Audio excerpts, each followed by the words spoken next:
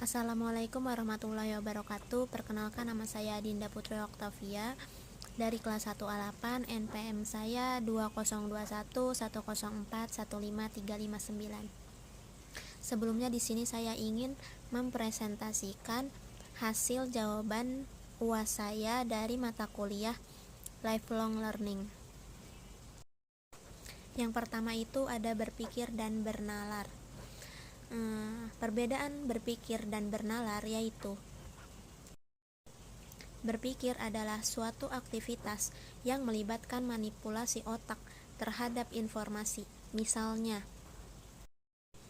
pada saat kita melakukan konsep pikiran dan terlibat dalam pemecahan masalah, melakukan penalaran, dan juga membuat keputusan.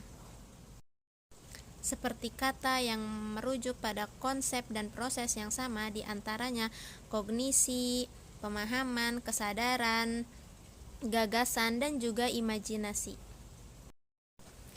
Yang kedua ada mengapa literasi anak muda Indonesia teramat sangat rendah, ranking 627 dari 70 negara menengah atau maju di dunia menurut PISA OECD 20. Menurut penelitian yang telah dilakukan terhadap tingkat pendidikan di 70 negara di dunia, termasuk juga di Indonesia, negara di Indonesia masih sangat kalah dalam bidang pendidikan, sehingga membuat negara Indonesia juga tidak dapat maju yang berkembang secara pesat. Ada banyak sekali hal yang menjadikan hal ini terjadi. Ada banyak hal yang harus diperbaiki agar Indonesia dapat maju dalam bidang pendidikan dan bersaing dengan negara luar. Hal pertama yang menjadi penghambat hal ini adalah kurangnya minat siswa dalam mengikuti pelajaran di sekolah. Dan menurut penelitian yang telah saya lihat, ada banyak siswa yang menggunakan waktunya di sekolah untuk hanya bermain, bukan sepenuhnya untuk belajar.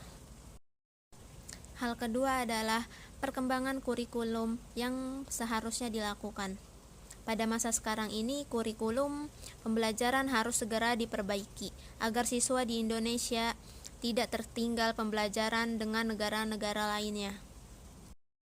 Dunia sudah berkembang, maka semakin hari akan ada semakin banyak perkembangan teknologi yang dilakukan. Kurangnya minat baca siswa juga menghambat pendidikan di Indonesia. Ada banyak siswa juga yang malas untuk membaca buku, yang memilih untuk bermain media sosial dibandingkan membaca buku pelajaran yang seharusnya dibaca.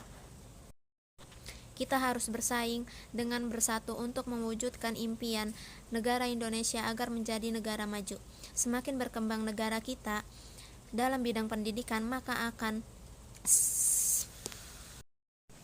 selanjutnya pengertian dari taksonomi Bloom.